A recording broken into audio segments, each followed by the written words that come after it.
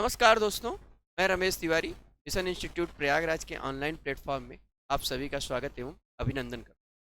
दोस्तों, हम लोगों का कैलेंडर टॉपिक चल रहा था। पिछला वीडियो कैलेंडर का गया था, बेसिक कॉन्सेप्ट हम लोगों ने किया था। आज उसी के आगे हम लोग कंटिन्यू। दोस्तों देखिएगा, जैसे यहाँ पर दिया गया है, जनरल ईयर 365 दिन, 52 week, 1 day extra. Leap year 366 दिन, 52 वीक, 2 डे एक्स्ट्रा।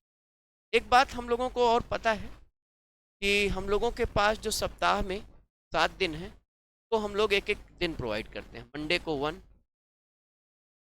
ट्यूसडे को 2, वेंसडे को 3, थर्सडे को 4, फ्राइडे को 5, सैटरडे को 6 और संडे को 7 या संडे को 0। तो देखते हैं दोस्तों, जैसे मैंने ले लिया, यदि 1 जनवरी 2017 दिन रविवार। देखिए, यहाँ से कई इंपॉर्टेंट बातें निकल करके आएंगी, तो एक बार बेसिक पहले इसको समझ लेते हैं। यदि 1 जनवरी 2017 को रविवार, तो 1 जनवरी 2018 को क्या वार हो? तो आप कहोगे 17 से 18, 1 वर्ष, 365 दिन, 52 वीक के साथ 1 डे। तो रविवार का मतलब 0, 0 में मेरे प्यारे दोस्तों आपने 1 जोड़ा, तो आपको मिल गया सोमवार। ठीक है। अब 1 जनवरी 2018 को अगर सोमवार है और आपसे पूछा जाए 1 जनवरी 2019 को, तो 18 से 19 फिर 1 वर्ष, फिर 365 दिन, 52 वीक के साथ फिर 1 डे एक्स्ट्रा। सोमवार का मतलब 1, 1 में 1 जोड़ा 2, 2 का मतलब। अब इसके बाद 1 जनवरी 2020 के लिए अगर पूछा जाए, तो आप कहोगे 19 से 20 फिर 1 वर्ष, 365 दिन, 52 वीक के साथ 1 डे। अब यहाँ पर कभी कभी बच्चों से गलतियाँ होती हैं। गलतियाँ क्या होती हैं कि उन्होंने जैसे ही लीप देखा, वो तुरंत 2 के चक्कर में जाते हैं कि यार लीप है तो 2 दिन हमको जोड़ना। नहीं बेटा, आप ये बात ध्यान रखिएगा कि जो 1 दिन का डिफरेंस क्रिएट करता है फरवरी का 29वां दिन, उस 1 वर्ष के बीच में वो फरवरी का अगर 29वां दिन आ रहा है, तब तो आप एक्स्ट्रा 1 दिन लोगे, और अगर नहीं आ रहा है तो बिल्कुल भी लेने की आवश्यकता आपको नहीं। ध्यान दीजिएगा, 1 जनवरी 2019 से 2020 के दौरान फरवरी तो आ रही, लेकिन 19 वाली आ रही है, और 19 वाली जो फरवरी आएगी वो 28 दिनों की होगी। ऐसी परिस्थिति में अपने पास केवल 1 ही दिन एक्स्ट्रा होंगे, तो मंगलवार में हम 1 जोड़ेंगे, 2 में 1 जोड़ा 3, और 3 को हमने बोल दिया बुधवार। इसी तरह से 1 जनवरी 2021 की बात करें, तो 20 से 21, अब देखिए 20 लीप का है, 20 से 21 के बीच में आए तो 2 दिन एक्स्ट्रा हुआ, 3 में 2 जोड़ा 5, शुक्रवार हो गया। और फिर 1 जनवरी 2022 पर आए तो 21 से 22 फिर 1 वर्ष, और फिर शुक्रवार में आपने 1 जोड़ा तो क्या मिला? शनिवार। और 1 जनवरी 2023 पर आए, 22 से 23 फिर आए, तो यहाँ पर 1 फिर जोड़ा, शनिवार का मतलब 6, 6 में 1 जोड़ा 7। अब देखिए, इतनी लंबी बातें मैंने ली हैं, इसके पीछे 2-3 टाइप के क्वेश्चन छुपे हुए हैं, इनको समझने का प्रयास करते हैं। ठीक है। यहाँ पर एक बात मेरी ध्यान से देखिएगा, जैसे आपने देखा 1 जनवरी 2017 को रविवार और 1 जनवरी 2018 को सोमवार। अगर 1 जनवरी 2018 को सोमवार, तो इसके पहले वाला दिन 31 दिसंबर 2017, और वो दिन क्या हो जाएगा? रविवार हो जाएगा। वो दिन क्या हो जाएगा? रविवार हो जाएगा। 1 जनवरी 2018 को सोमवार, 1 जनवरी 2019 को मंगलवार। तो अगर 1 जनवरी 2019 को मंगलवार, तो 31 दिसंबर 2018 को क्या वार हो जाएगा? तो वार हो जाएगा सोमवार। इसके बाद की बात करें, 1 जनवरी 2020 को बुधवार, तो 31 दिसंबर 2019, और ये क्या हो जाएगा? मंगलवार। और फिर आगे देखिए मेरे प्यारे दोस्तों, 1 जनवरी 2021 को अगर शुक्रवार है, तो इसके पहले वाला दिन 31 दिसंबर 2020, और ये दिन क्या हो जाएगा? ये दिन हो जाएगा बृहस्पतिवार। अब यहाँ देखिए आप चेंज पा रहे हो। क्या चेंज पा रहे हो? हर में तो 2017 का पहला दिन रविवार और आखिरी दिन रविवार, 2018 का पहला दिन सोमवार, आखिरी दिन सोमवार, 2019 का पहला दिन मंगलवार, आखिरी दिन मंगलवार। लेकिन आपने 2020 में क्या देखा? आपने 2020 में देखा कि भाई पहला दिन बुधवार है लेकिन आखिरी दिन बृहस्पतिवार। तो यहां से दो बातें निकल करके आती है मेरे प्यारे दोस्तों। पहला, कि किसी भी साधारण वर्ष का पहला और अंतिम दिन समान होता है। किसी भी साधारण वर्ष का पहला और अंतिम दिन समान होता है, परंतु लीप वर्ष में अंतिम दिन पहले दिन से अगला होता है। तो नोट में हम 2 पॉइंट लिखेंगे। मैं थोड़ा आगे बढ़ा करके इसमें लिख देता हूं, आपको ये बात ध्यान में रखनी पड़ेगी। पहला पॉइंट क्या है कि किसी भी साधारण वर्ष का, साधारण वर्ष मीन्स जनरल ईयर का फर्स्ट और लास्ट, पहला और अंतिम दिन समान होता है। किसी भी साधारण वर्ष का पहला और अंतिम दिन समान।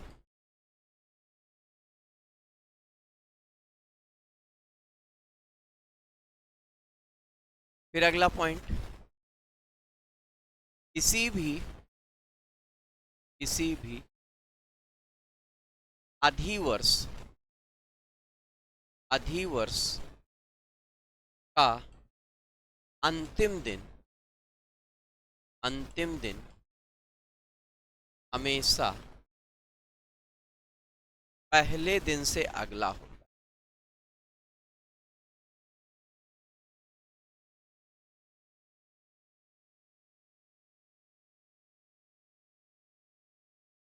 किसी भी साधारण वर्ष का पहला और अंतिम दिन समान होता है, परंतु लीप वर्ष में अंतिम दिन हमेशा पहले दिन से अगला होता है।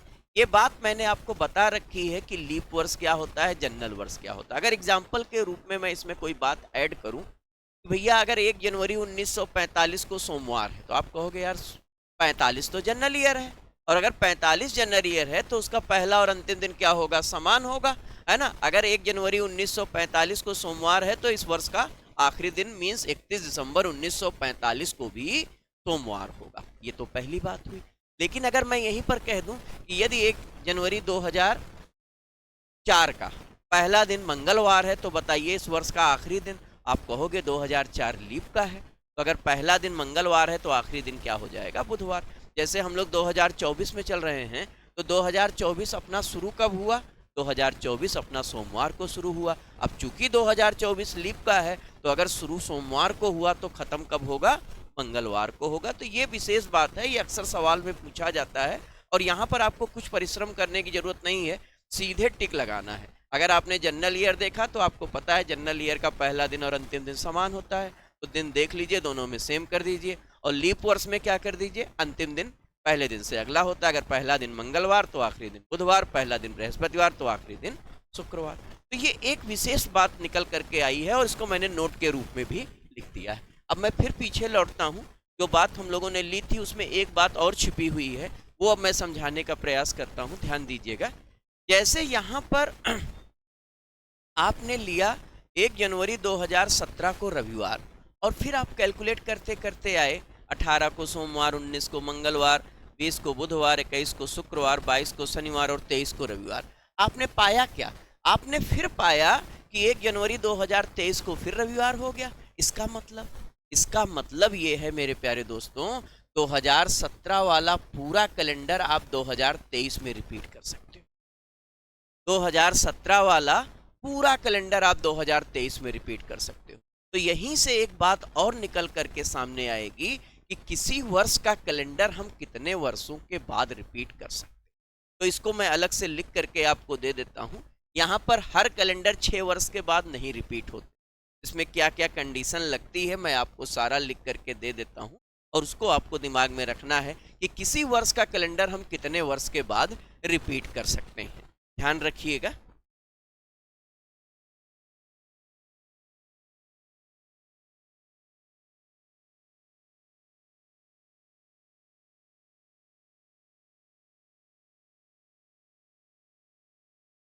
लिखिएगा,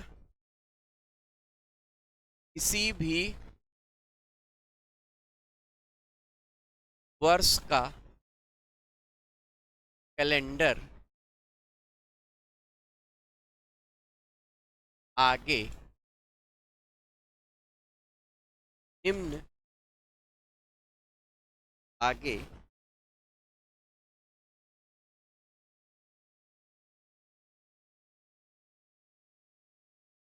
दोबारा कब प्रयोग में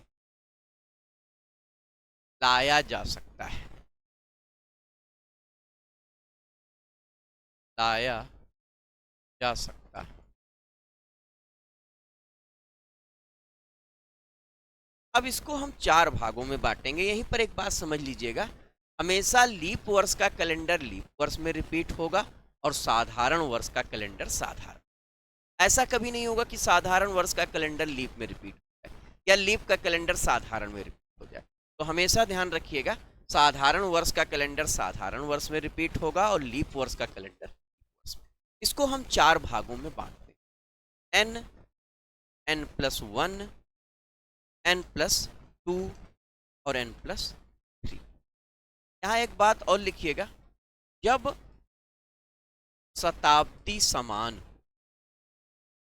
शताब्दी समान, ये ध्यान रखिएगा, जब शताब्दी समान। अब n टाइप का कैलेंडर आपका हमेशा 28 वर्ष के बाद रिपीट, n टाइप का कैलेंडर आपका 28 वर्ष के बाद रिपीट होगा। n का मतलब वो साल जो लीप का है, तो लीप ईयर का कैलेंडर आपका 28 साल के बाद रिपीट होगा। n+1 ये हमेशा 6 साल के बाद रिपीट होगा। n+1 का मतलब क्या होता है, लीप वर्ष से जस्ट अगला साल, लीप वर्ष से जस्ट अगला साल, ये आपका 6 साल के बाद रिपीट होगा। n+2, n+2 का कैलेंडर आपका 11 साल के बाद और n+3 का कैलेंडर ये भी आपका 11 साल के बाद रिपीट होगा। n टाइप का कोई भी कैलेंडर होगा तो वो 28 साल के बाद। एग्जाम्पल के रूप में मैं ले लेता हूँ, जैसे मैंने ले लिया 2016 का कैलेंडर। अब 2016 आपका कैसा है, एन टाइप, एन टाइप का मतलब लीप ईयर है, तो 2016 का कैलेंडर कब रिपीट होगा, तो आप इसमें 28 जोड़ दीजिए, ये 2044 में दोबारा प्रयोग में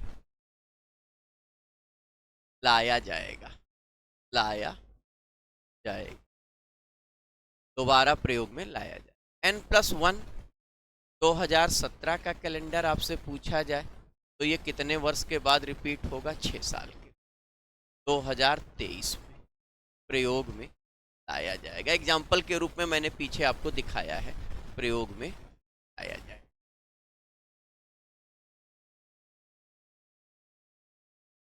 तो 2018 का कैलेंडर ये 11 साल के बाद 2029 में 2000 प्रयोग में लाया जाए। और 2019 का कैलेंडर ये भी 11 साल के बाद 2020 में। ठीक है, तो ये बात आप ध्यान रखिएगा कि एन टाइप का कोई कैलेंडर होगा तो वो 28 साल के बाद, n+1 टाइप का कोई कैलेंडर होगा तो 6 साल के बाद, n+2 टाइप का कैलेंडर होगा तो 11 साल के बाद, और n+3 टाइप का कैलेंडर होगा तो वो भी 11 साल के बाद रिपीट होगा। अब यहाँ पर कभी कभी बच्चों का ये सवाल आता है मुझसे कि सर आपने तो लिख दिया n, n+1, n+2, हम कैसे पहचानेंगे कि कोई साल n का है। तो यहाँ ध्यान रखिएगा, n कोई भी वर्ष दिया जाएगा आप उसे 4 से भाग दे करके दे, कोई भी वर्ष दिया जाएगा। मैं एक एग्जाम्पल के रूप में कुछ बातें आगे ले लेता हूँ। जैसे मान लेते हैं मैंने ले लिया 1955, 1952, 1981, 1978, मान लेते हैं ये ले लिया। अब आपसे पूछा जाए कि बताओ ये कब रिपीट होंगे, तो आप करिएगा क्या, इसमें 4 से भाग दीजिएगा।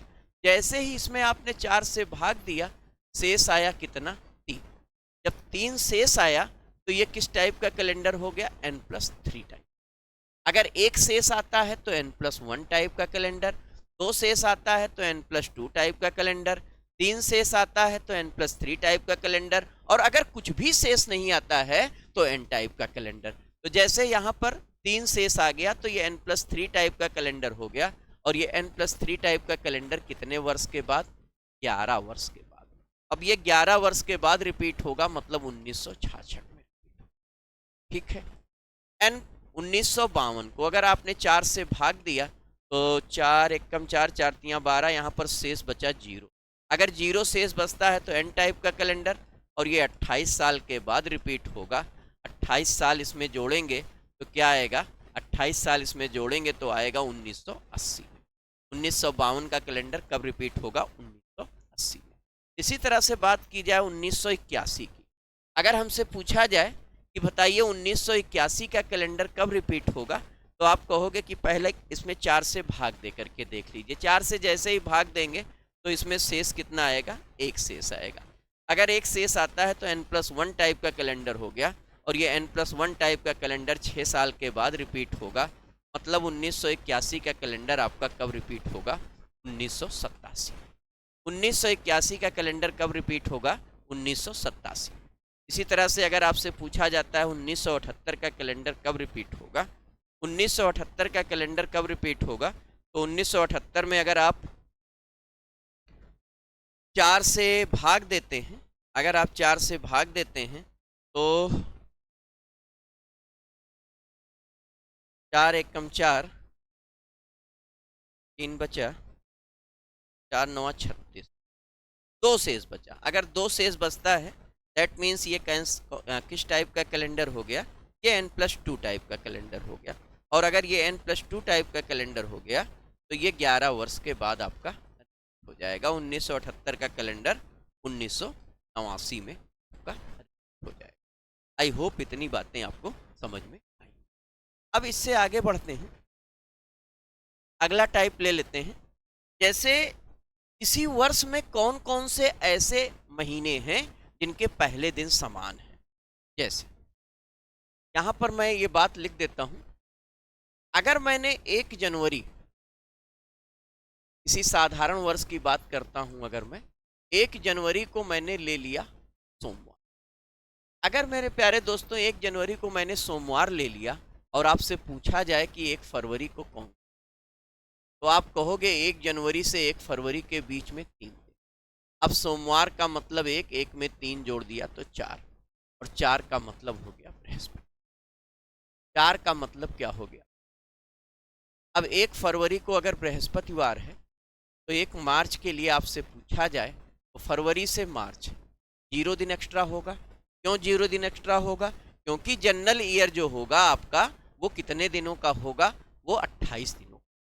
अगर 28 दिनों का होगा कोई जनरल ईयर तो उसमें 0 दिन एक्स्ट्रा होंगे 4 वीक के साथ। तो बृहस्पति में आप 0 जोड़ोगे, यहाँ पर बृहस्पति ही आएगा। फिर बात करते हैं 1 अप्रैल की। तो 1 मार्च से 1 अप्रैल की अगर हम बात करते हैं तो मार्च से अप्रैल के बीच 3 दिन। अब बृहस्पति का मतलब 4, 4 में 3 जोड़ा तो 7, और 7 का मतलब क्या हो जाए? 1 अप्रैल को रविवार, तो 1 मई को कौन सा वार? अप्रैल से मई की बात करें तो 2 दिन। अब रविवार का मतलब 0, 0 में 2 जोड़ा तो 2 आया, और 2 का मतलब क्या हो जाएगा? इसके बाद 1 जून की बात करें, 1 जून की बात करें, 1 मई से 1 जून के बीच में 3 दिन एक्स्ट्रा। मंगलवार का मतलब 2, 2 में 3 जोड़ा 5, और 5 का मतलब हो गया। 1 जुलाई की बात करें, 1 जुलाई की बात करें, जून से जुलाई 2 दिन एक्स्ट्रा, तो यहाँ पर 2 दिन, तो आपका जवाब क्या हो गया? इसी तरह से 1 अगस्त की बात करें, जुलाई से अगस्त 3 दिन एक्स्ट्रा, तो रविवार का मतलब 7 या 0, 0 में अगर आपने 3 जोड़ा तो 3 आया, और 3 का मतलब हो गया। इसके बाद बात करें 1 सितंबर की। 1 सितंबर की अगर हम बात करते हैं तो अगस्त से सितंबर, तो 3 दिन इसमें भी जोड़ेंगे। बुधवार में 3, 3 में 3 जोड़ा तो 6 आया, और 6 का मतलब क्या हो गया? इसके बाद बात आई 1 अक्टूबर की। 1 अक्टूबर की बात आई, सितंबर से अक्टूबर 2 दिन, शनिवार का मतलब 6, 6 में 2 जोड़ा 8, और 8 का मतलब। इसी तरह से 1 नवंबर की बात आई तो सोमवार को 8 बोलो या 1 बोलो और 3 जोड़ा तो 4 हो गया बृहस्पति। और फिर सबसे लास्ट में आया 1 दिसंबर। 1 दिसंबर की बात करें तो यहाँ पर फिर शनिवार, क्योंकि 2 जोड़े। अब ये आपका जवाब आ गया कि साधारण वर्ष के कौन कौन से ऐसे महीने हैं जिनके प्रथम दिन अर्थात 1 तारीख समान। अगर आप ध्यान से देखो तो जनवरी और अक्टूबर, आपने देखा 1 जनवरी को सोमवार, 1 अक्टूबर को सोमवार। तो याद रखिएगा हमेशा साधारण वर्ष में जनवरी और अक्टूबर 2 ऐसे महीने होते हैं जिनके प्रथम दिन अर्थात 1 तारीख समान। दूसरा कॉम्बिनेशन फरवरी, मार्च और नवंबर। देखिए आप 1 फरवरी को बृहस्पतिवार, 1 मार्च को बृहस्पतिवार और 1 नवंबर को बृहस्पति। फिर इसके बाद अप्रैल और जुलाई, अप्रैल और क्या जुलाई। और फिर सबसे लास्ट में क्या सितंबर और दिसंबर। तो ये बातें आप याद रखिएगा, साधारण वर्ष के वे महीने जिनके प्रथम दिन अर्थात 1 तारीख समान है। इस बात को मैं लिख देता हूं, साधारण वर्ष के वे महीने, साधारण वर्ष के वे महीने जिनके प्रथम दिन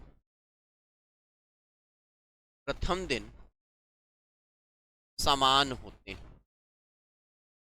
ठीक है, इसमें क्या क्या कॉम्बिनेशन, जनवरी और अक्टूबर। दूसरा कॉम्बिनेशन फरवरी, मार्च और नवंबर। तीसरा कॉम्बिनेशन अप्रैल और जुलाई। चौथा कॉम्बिनेशन सितंबर और दिसंबर। ठीक है, ये बात आपको समझ में आई होगी। इसी तरह से हम लोग लीप ईयर के लिए ले लेते हैं।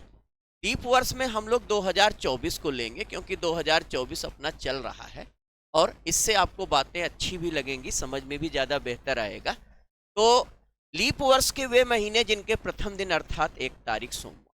तो अगर मैं बात करूं 1 जनवरी की, तो मुझे अच्छी तरह से याद है कि 1 जनवरी 2024 को सोमवार था। तो बेटा अगर 1 जनवरी को सोमवार था तो 1 फरवरी को क्या वार होगा, क्या आप बता सकते हो?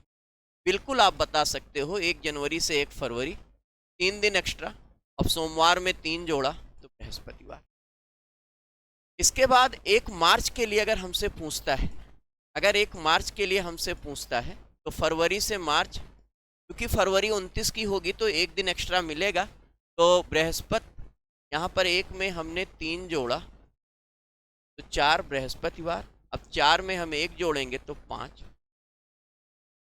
इसी तरह से 1 अप्रैल की बात करेंगे, 1 अप्रैल की बात करेंगे तो मार्च से अप्रैल 3 दिन, तो 5 में 3 जोड़ा 8। अब 8 का मतलब 1 वीक 1 दिन और 1 का मतलब हो जाए। 1 अप्रैल के बाद 1 मई की बात करें तो 1 अप्रैल से 1 मई 30 दिन, 30 दिन का मतलब 2 दिन एक्स्ट्रा। सोमवार में आपने 1 में 2 जोड़ा 3, 3 का मतलब बुध। 1 जून की अगर हम बात करें तो मई से जून 3 दिन, 3 में 3 जोड़ा 6, 6 का मतलब शनि। 1 जुलाई की बात करें, जून से जुलाई 2 दिन, तो शनिवार का मतलब 6, 6 में 2 जोड़ा 8, 8 को लिख सकते हैं 1 वीक 1 दिन और 1 का मतलब। 1 अगस्त की अगर हम बात करें तो जुलाई से अगस्त 3 दिन एक्स्ट्रा। अब 1 में 3 जोड़ा तो 4, 4 का मतलब हो गया बृहस्पति, 4 का मतलब हो गया बृहस्पति। 1 सितंबर की बात करें, अगस्त से सितंबर 3 दिन एक्स्ट्रा, 4 में 3 जोड़ा 7। 1 अक्टूबर की बात करें, 1 अक्टूबर की बात करें तो रविवार का मतलब 0, 0 में 2 जोड़ा तो मंगलवार, तो मंगलवार। ठीक है। 1 नवंबर की बात करें, 1 नवंबर की बात करें तो अक्टूबर का महीना 31 का होगा, मंगलवार में हम 3 जोड़ेंगे, 2 में 3 जोड़ा 5, शुक्रवार। देखिए नवंबर आने वाला है, 1 तारीख को आपको शुक्रवार ही मिले। और फिर 1 दिसंबर की अगर हम बात करें तो 5 में 2 जोड़ा 7 और 1 दिसंबर को आपको क्या मिलेगा, रविवार मिलेगा। ये रहा 2024 के 12 महीनों की स्थिति है ना।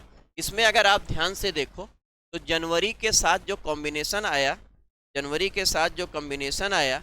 जनवरी, अप्रैल और जुलाई, जनवरी, अप्रैल और जुलाई।